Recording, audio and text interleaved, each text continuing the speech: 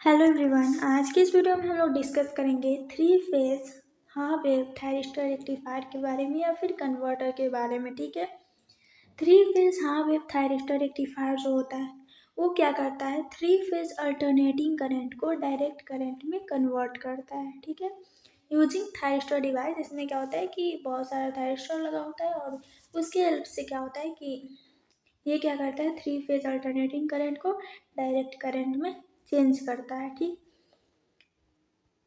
Three phase half wave thyristor rectifier में क्या होता है कि इसमें थ्री थायरिस्टर का यूज किया जाता है और पर फेज क्या होता है कि इसमें वन थायरिस्टर का यूज किया जाता है।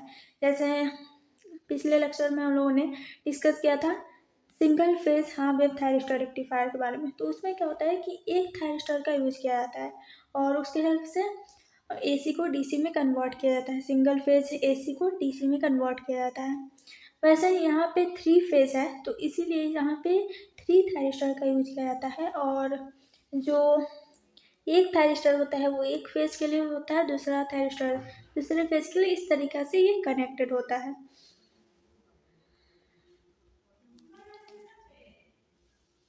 Each thyristor conduct four portion of AC cycle typically during the positive or negative half cycle. This results in pulsating DC output. इसमें क्या होता है कि एक फेज के लिए क्या करता है, एक थायरिस्टर कंडक्ट करता है, इसी तरीक़ा से ये तीनों फेज के लिए एक एक थायरिस्टर कनेक्ट होता है और इस तरीक़ा से वो वर्क करता है पॉजिटिव और निगेटिव हाफ साइकिल में। इससे क्या होता है कि पॉजिटिव और निगेटिव हाफ साइकिल दोनों यूटिलाइज हो पाता है और जो डीसी होता है, डीसी आउटपुट हम लोगों को मिल पाता है। इसमें क्या होता है कि जो three phase half wave thyristor rectifier होता है उसमें रिपल जो होता है वो ज़्यादा होता है compare to full wave rectifier.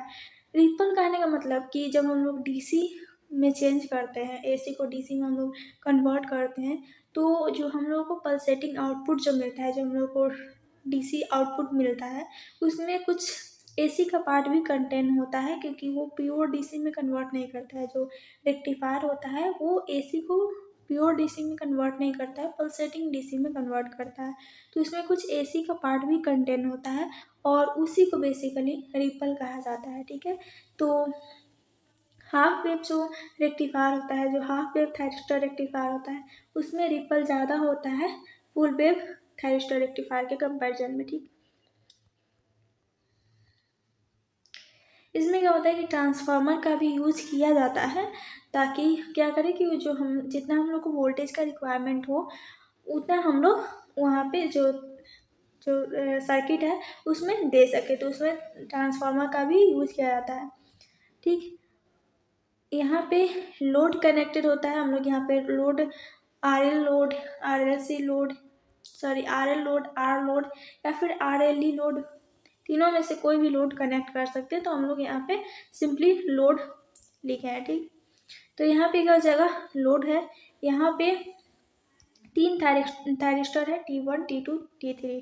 ठीक है, ये अल्टरनेट काम करता है, एक साथ तीनों काम नहीं करेगा, एक बार में एक फिर दूसरा फिर तीसरा, इस तरीक़ा से वो कंडक्ट होता है और इस तरीक़े से वो कंडक्ट होता है। इसीलिए जो वोल्टेज होता है लोड के क्रॉस एपियर्स होता है हमेशा, मतलब पॉजिटिव हाफ साइकिल में भी अपीयर होगा और निगेटिव हाफ साइकिल में भी अपीयर होगा। क्योंकि ये थ्री फेज है तो उस कंडीशन में क्या होता है कि T1 T2 T3 इस फेज के लिए कंडक्ट करता है, इसीलिए इसमें क्या होता है कि जो वोल्टेज होता है लोड के क्रॉस ये अपीयर्स होता है और इस तरीक़ा से वो सिंगल फेज के कंपैरिजन में अच्छे तरीक़ा से डीसी को वो आउटपुट को प्रोड्यूस करता है। ठीक, तो हम लोग इसका अब वर्किंग देख लेते हैं कि क्या होता है इसमें, कि पॉजिटिव हाफ साइकिल में क्या होता है।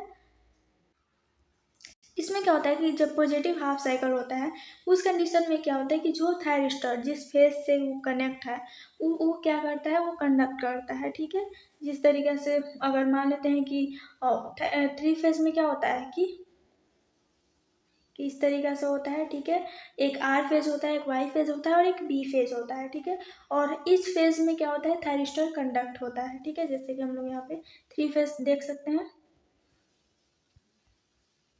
ये थ्री फेज ऐसी सप्लाई है। ठीक है, इसमें क्या है, आर फेज भी है, वाई फेज भी है, बी फेज है। ठीक है, तो इसमें क्या होता है कि जब आर फेज होता है उसका पॉजिटिव साइकिल आता है, उस कंडीशन में जो आर फेज से जो थायरिस्टर कंडक्ट होता है वो थायरिस्टर जो कंडक्ट होता है वो थायरिस्टर वर्क करता है। फिर उसके बाद वाई फेज में क्या होता है कि वाई फेज में जैसे ही थायरिस्टर जो होता है वो जो थायरिस्टर कनेक्ट होता है उससे वाई फेज से वो क्या करता है वो वर्क करता है, ठीक है। वैसे ही फिर बी फेज होता है, बी फेज का जब टाइम आता है पॉजिटिव हाफ साइकिल आता है तो उस कंडीशन में उस फेज से जो थायरिस्टर कनेक्ट होता है वो कंडक्ट करता है। इस तरीके से ये वर्क करता है, ठीक।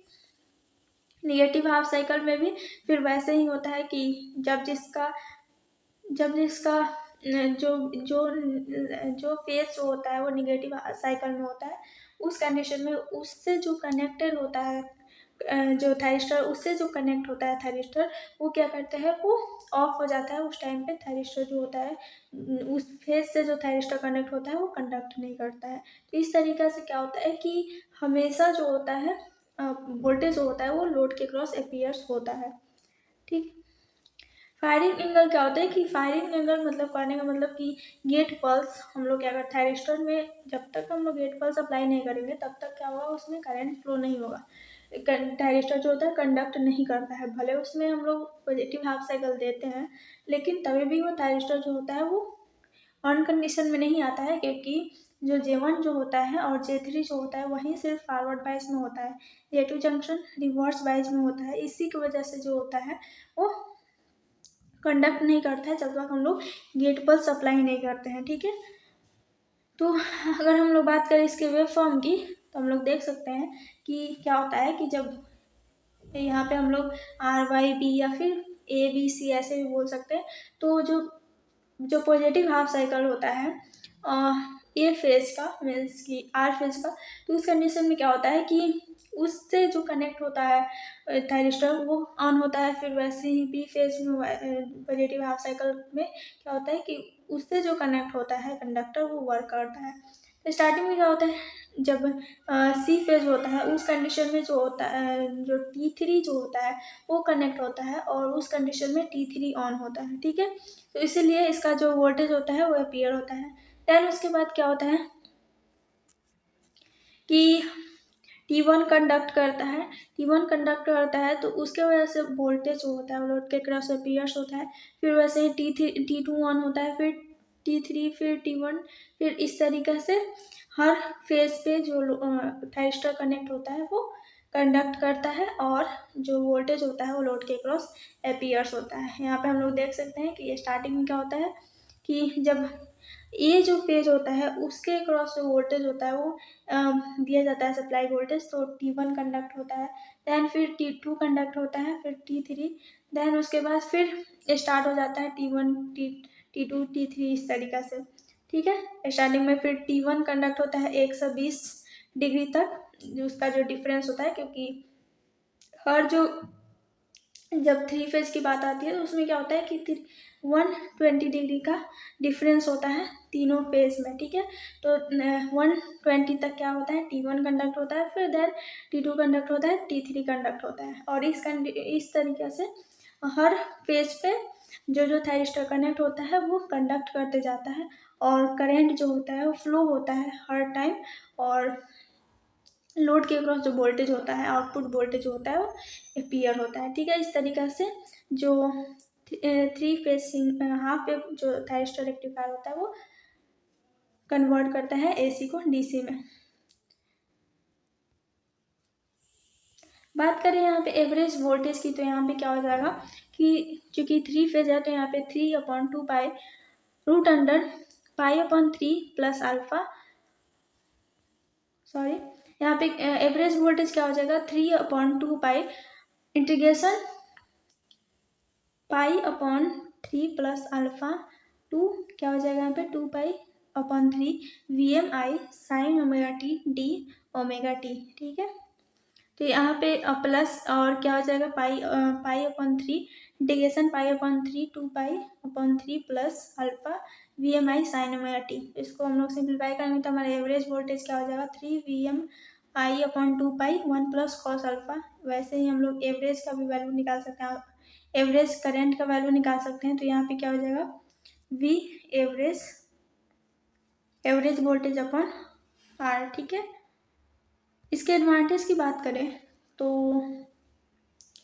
अगर हम लोग बात करें 3 phase full wave thyristor rectifier का, तो उसके कंपैरिजन में इसका जो सर्किट होता है वो कम कॉम्प्लेक्स होता है, थोड़ा सिंपल होता है। कॉस्ट जो होता है इसीलिए उसका कम भी होता है, क्योंकि थायरिस्टर जो होता है वो कम यूज होता है। एक फेज के लिए सिर्फ और सिर्फ एक थायरिस्टर यूज होता है, इसीलिए 3 phase full wave thyristor rectifier के कंपैरिजन में इसका जो कॉस्ट होता है वो भी लो होता है। डिसएडवांटेज की बात करें तो आउटपुट जो होता है वो प्योर डीसी नहीं होता है।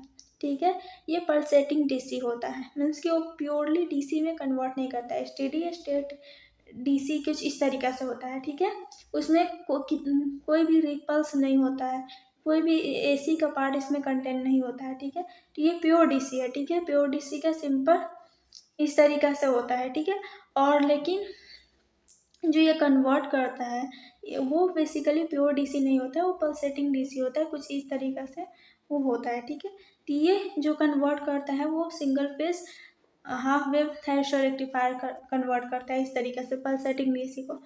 इफ़िशियंसी जो होता है वो लो होता है। साथ ही अगर हम लोग इसके एप्लीकेशन की बात करें तो इसका एप्लीकेशन क्या हो जाएगा, हाई पावर एप्लीकेशन में इसका यूज किया जाता है, मोटर ड्राइव्स में, बैटरी चार्जिंग सिस्टम में और एसी टू डीसी कन्वर्जन में इसका यूज किया जाता है। तो ये कुछ एप्लीकेशन है 3 phase half wave thyristor rectifier का। तो आज के लिए बस इतना ही, थैंक यू।